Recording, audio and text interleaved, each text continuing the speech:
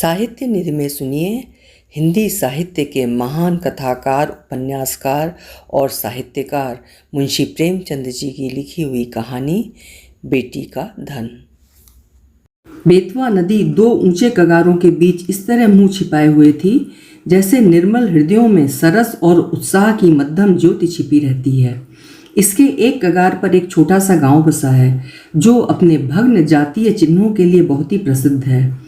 जातीय गाथाओं और चिन्हों पर मर मिटने वाले लोग इस भग्न स्थान पर बड़े प्रेम और श्रद्धा के साथ आते और गांव का बूढ़ा केवल सुक्खू चौधरी उन्हें उसकी परिक्रमा कराता और रानी के महल, राजा का दरबार और कुंवर के बैठके के मिटे हुए चिन्हों को दिखाता।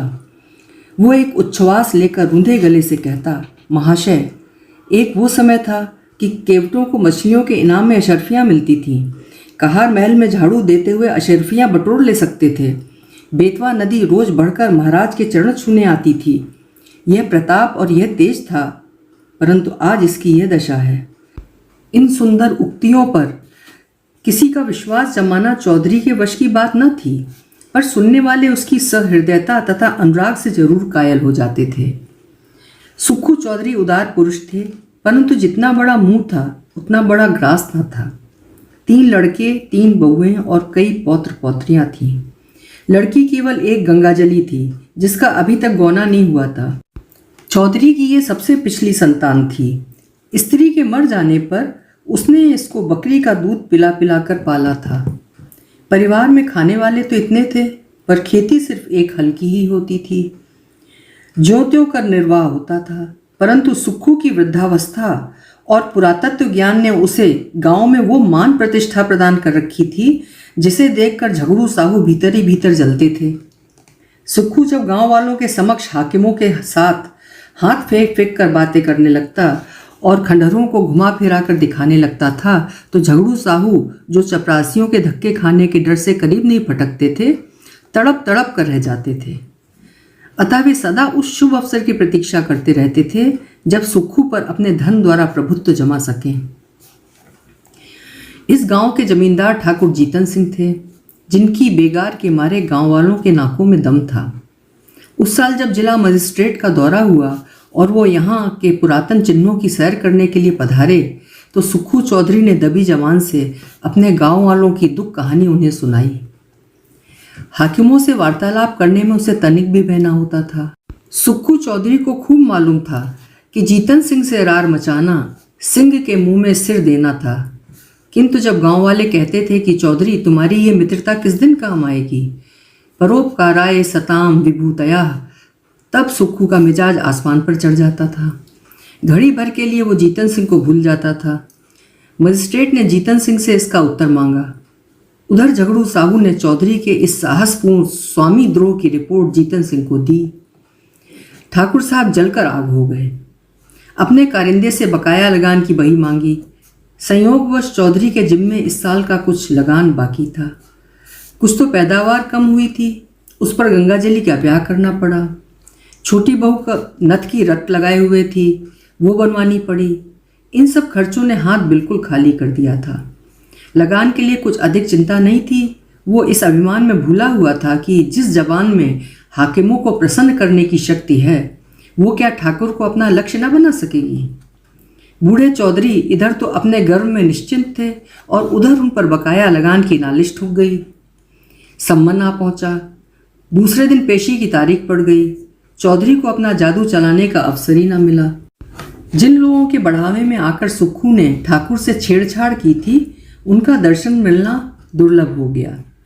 ठाकुर साहब के नौकर और प्यादे गांव में चील की तरह मंडराने लगे। उनके भय से किसी को चौधरी की परछाई काटने का साहस न होता था। कचहरी यहाँ से 3 मील पर थी। बरसात के दिन रास्ते में ठौर ठौर पानी और उमड़ी हुई नदियाँ, रास्ता कच्चा, बैलगाड़ी का निबाह नहीं, पैरों में बल नहीं, अतः अदम पैरवी में मुकदमा एक तरफा फैसला हो गया। कुर्की का नोटिस पहुंचा तो चौधरी के हाथ पांव फूल गए। सारी चतुराई भूल गई।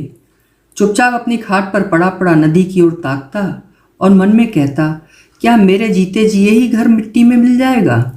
मेरे इन बैलों की सुंदर जोड़ी के गले में क्या दूसरों का जुआ पड़ेगा। ये सोचते सोचते उसकी आंखें भर आती। वो बैलों से लिपट कर रोने लगता, परंतु बैलों की आंखों में क्यों आंसू जारी थे? वे नान में मुंह क्यों नहीं लट डालते?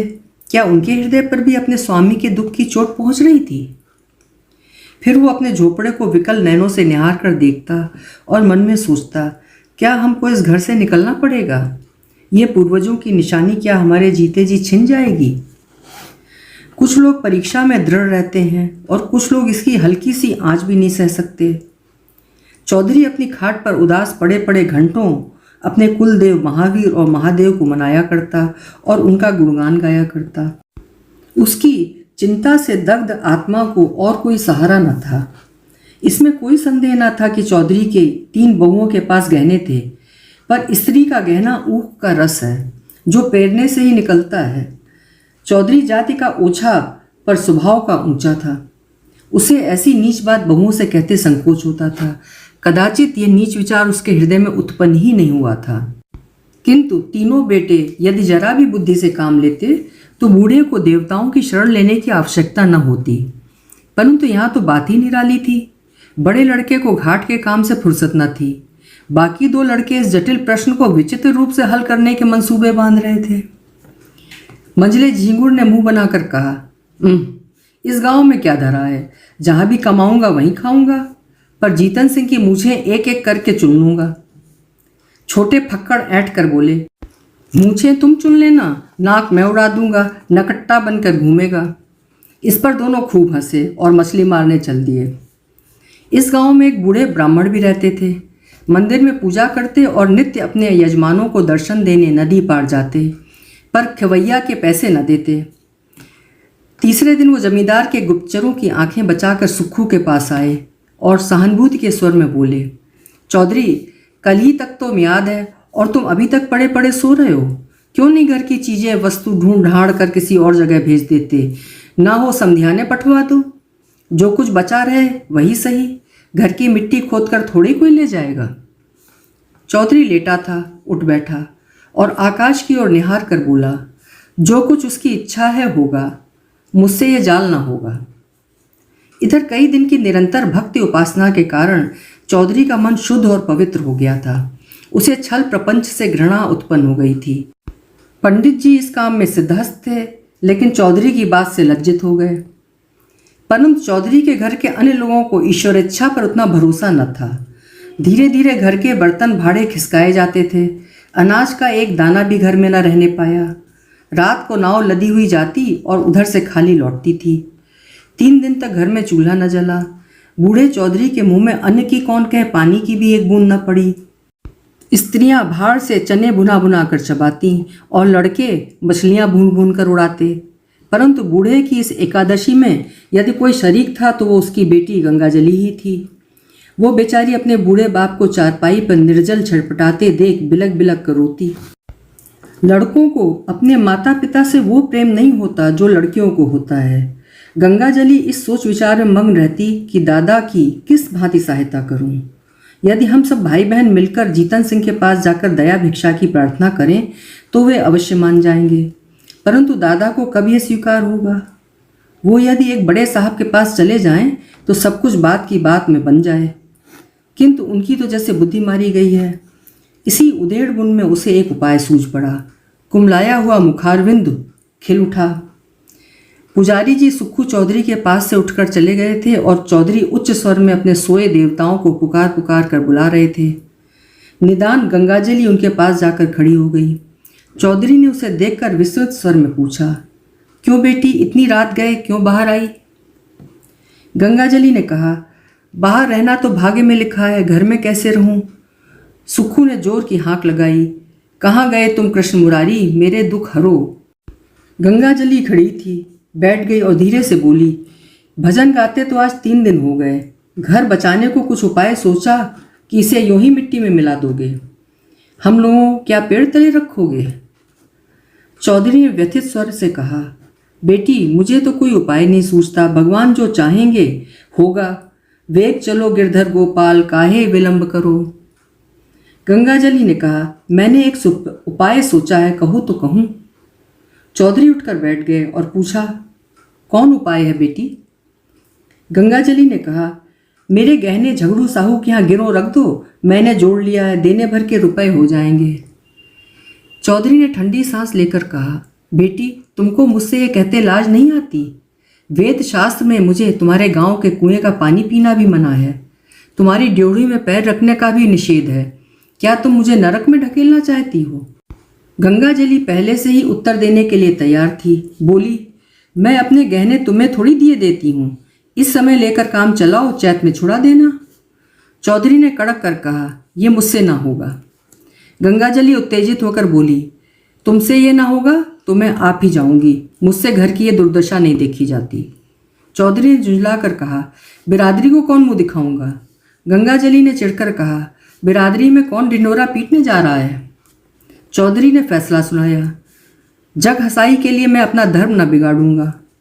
गंगाजली बिगड़ कर बोली, मेरी बात नहीं मानोगे तो तुम्हारे ऊपर मेरी हत्या पड़ेगी, मैं आज ही बेतवा नदी में कूद पड़ूंगी। तुमसे चाहे घर में आग लगाते देखा जाए, पर मुझसे न देखा जाएगा। चौधरी ने ठंडी सांस लेकर कातर स्वर में कहा, बेटी मेरा धर्म नाश मत करो, यदि ऐसा ही है तो अपनी किसी भावज के गहने मांग कर ले आओ। गंगाजली ने गंभीर भाव से कहा, भावजों से कौन अपना मुंह नुचवाने जाएगा? उनको फिक्र होती तो क्या मुंह में दही जमा था, कहती नहीं। चौधरी निरुत्तर हो गए। गंगाजली घर में जाकर गहनों की पिटारी लाई और एक एक करके सब गहने चौधरी के अंगोछे में बांध दिए। चौधरी ने आंख में आंसू भर कर कहा, हाय राम, इस शरीर की क्या गति लिखी थी। यह कहकर उठे। बहुत संभलने पर भी आंखों में आंसू न छिपे। रात का समय था। बेतवा नदी के किनारे किनारे मार्ग को छोड़कर सुक्खू चौधरी गहनों की गठरी कांख में दबाए इस तरह चुपके चुपके चल रहे थे मानो पाप की गठरी लिए जाते हैं। जब वो झगड़ू साहू के मकान के पास पहुंचे तो ठहर गए, आंखें खूब साफ की, जिससे किसी को ये बोध ना हो कि चौधरी रोता था। झगड़ू साहू धागे की कमानी की एक मोटी ऐनक लगाए बही खाता फैलाए हुक्का पी रहे थे और दीपक के धुंधले प्रकाश में उन अक्षरों को पढ़ने की व्यर्थ चेष्टा में लगे थे जिनमें स्याही की बहुत किफ़ायत की गई थी। बार बार ऐनक को साफ करते और आंख मलते, पर चिराग की बत्ती उकसाना या दोहरी बत्ती लगाना शायद इसलिए उचित नहीं समझते थे कि तेल का अपव्यय होगा। इसी से सुक्खू चौधरी ने आकर कहा, जय राम जी। झगड़ू साहू ने देखा, पहचान कर बोले, जय राम चौधरी, कहो मुकदमे में क्या हुआ? यह लेन देन बड़े झंझट का काम है, दिन भर सिर उठाए छुट्टी नहीं मिलती। चौधरी ने पोटली को खूब सावधानी से छिपाकर लापरवाही के साथ कहा, अभी तक तो कुछ नहीं हुआ, कल इजराए डिग्री होने वाली है। ठाकुर साहब ने न जाने कब का बैर निकाला है, हमको 2-3 दिन की भी मोहलत होती तो डिग्री न जारी होने पाती। छोटे साहब और बड़े साहब दोनों हमको अच्छी तरह जानते हैं। अभी इसी साल मैंने उनसे नदी किनारे घंटों बात की, किंतु एक तो बरसात के दिन, दूसरे एक दिन की भी मोहलत नहीं, क्या करता। इस समय मुझे रुपयों की चिंता है। झगड़ू साहू ने विस्मित होकर पूछा, तुमको रुपयों की चिंता? घर में भरा पड़ा है, वो किस दिन काम आवेगा? झगड़ू साहू ने यह व्यंग बाण नहीं छोड़ा था। वास्तव में उन्हें और सारे गांव को विश्वास था कि चौधरी के घर में लक्ष्मी महारानी का अखंड राज है। चौधरी का रंग बदलने लगा। बोले, साहू जी, रुपया होता तो किस बात की चिंता थी, तुमसे कौन छिपावे। आज 3 दिन से घर में चूल्हा नहीं जला, रोना पीटना पड़ा है। अब तो तुम्हारे बसाए बसूंगा। ठाकुर साहब ने तो उजाड़ने में कोई कसर न छोड़ी। झगड़ू साहू जीतन सिंह को खुश रखना जरूर चाहते थे, पर साथ ही चौधरी को भी नाखुश करना मंजूर न था। यदि सूद दर सूद जोड़कर मूल तथा ब्याज सहज में वसूल हो जाए तो उन्हें चौधरी पर मुफ्त का एहसान लादने में कोई आपत्ति नहीं थी।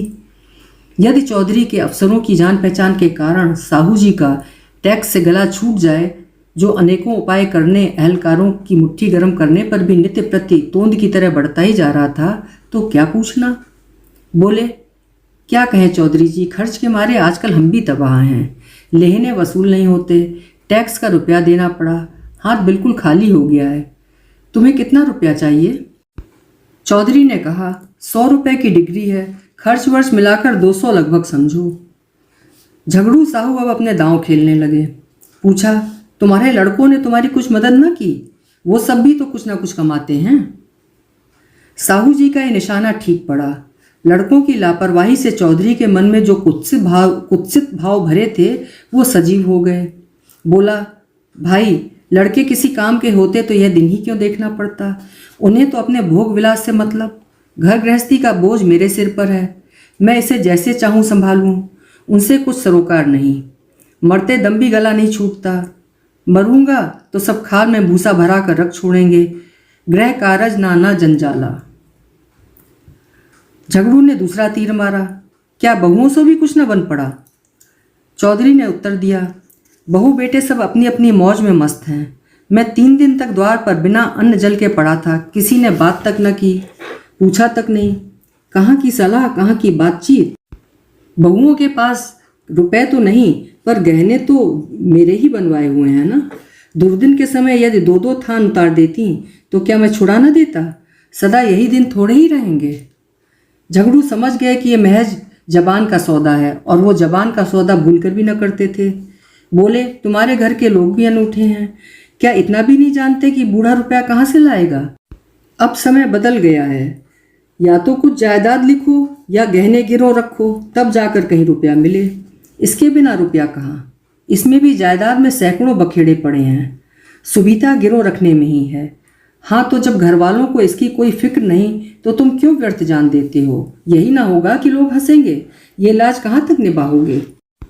चौधरी ने अत्यंत विनीत होकर कहा, शाह जी, यही लाज तो मारे डालती है, तुमसे क्या छिपा है। एक दिन था कि हमारे दादा बाबा महाराज जी की सवारी के साथ चलते थे, और अब एक दिन ये है कि घर की दीवार तक बिकने की नौबत आ गई है। कहीं मुंह दिखाने को भी नहीं जी चाहता। ये लो गहनों की पोटली, यदि लोक लाज ना होती तो इसे लेकर भी कभी यहाँ ना आता, परंतु ये अधर्म इसी लाज के निभाने के कारण करना पड़ा है। झगड़ू साहू ने आश्चर्य में होकर पूछा, ये किसके गहने हैं? चौधरी ने सिर झुकाकर बड़ी कठिनता से कहा, मेरी बेटी गंगाजली के। झगड़ू साहू विस्मित हो गए, बोले, अरे राम राम। चौधरी ने कातर स्वर में कहा, डूब मरने को जी चाहता है। झगड़ू ने बड़ी धार्मिकता के साथ स्थिर होकर कहा, शास्त्र में बेटी के गांव का पेड़ देखना भी मना है। चौधरी ने दीर्घ निश्वास छोड़कर करुण स्वर में कहा, न जाने नारायण कब मौत देंगे। भाई जी, 3 लड़कियां ब्याही, कभी भूलकर भी इनके द्वार का मुंह नहीं देखा। परमात्मा ने अब तक तो टेक निभाई है, पर अब न जाने मिट्टी की क्या दुर्दशा होने वाली है। झगड़ू साहू लेखा जौ बख्शीश 100 के सिद्धांत पर चलते थे। सूद की एक कौड़ी भी छोड़ना उनके लिए हराम था। यदि महीने का एक दिन भी लग जाता तो वो पूरे महीने का सूद वसूल कर लेते। परंतु नवरात्रि में नित्य दुर्गा पाठ करवाते थे। पितृपक्ष में रोज ब्राह्मणों को सीधा बांटते थे। बनियों की धर्म में बड़ी निष्ठा होती है। झगड़ू साहू के द्वार पर साल में एक बार भागवत पाठ अवश्य होता। यदि कोई दीन ब्राह्मण लड़की ब्याहने के लिए उनके सामने हाथ पसारता तो वो खाली हाथ न लौटता। भीख मांगने वाले ब्राह्मणों को चाहे वो कितने ही संडे मुसंडे हों, उनके दरवाजे पर फटकार नहीं सुननी पड़ती थी। उनके धर्मशास्त्र में कन्या के गांव के कुएं का पानी पीने से प्यासा मर जाना अच्छा था। वो स्वयं इस सिद्धांत के भक्त थे, और इस सिद्धांत के अन्य पक्षपाती उनके लिए महामान्य देवता थे। वे पिघल गए। मन में सोचा, ये मनुष्य तो कभी ऊंचे विचारों को मन में भी नहीं लाया। निर्दय काल की ठोकर से अधर्म मार्ग पर उतर आया है, तो उसके धर्म की रक्षा करना हमारा कर्तव्य और धर्म है। ये विचार मन में आते ही झगड़ू साहू गद्दी से मसनद के सहारे उठ बैठे और दृढ़ स्वर में कहा, वही परमात्मा जिसने अब तक तुम्हारी टेक निभाई है अब भी निभाएगा। लड़की के गहने लड़की को दे दो। लड़की जैसी तुम्हारी है वैसी ही मेरी भी है। ये लो रुपए, आज काम चलाओ, जब हाथ आ जाए दे देना। चौधरी पर इस सहानुभूति का गहरा असर पड़ा। वो जोर जोर से रोने लगा। उसे अपने भावों की धुन में कृष्ण भगवान की मोहिनी मूर्ति सामने विराजमान दिखाई दी। वही झगड़ू जो सारे गांव में बदनाम था, जिसकी खुद कई बार हाकिमों से शिकायत की थी, आज साक्षात देवता जान पड़ता था। रुधे हुए कंठ से गदगद हो बोला, झगड़ू, तुमने इस समय मेरी बात, मेरी लाज, मेरा धर्म, कहाँ तक कहूँ, मेरा सब कुछ रख लिया। मेरी डूबती नाव पार लगा दी। कृष्ण मुरारी तुम्हारे इस उपकार का फल देंगे, और मैं तो तुम्हारे गुण जब तक जीऊंगा गाता रहूंगा। अभी आप सुन रहे थे मुंशी प्रेमचंद जी की लिखी हुई कहानी बेटी का धन।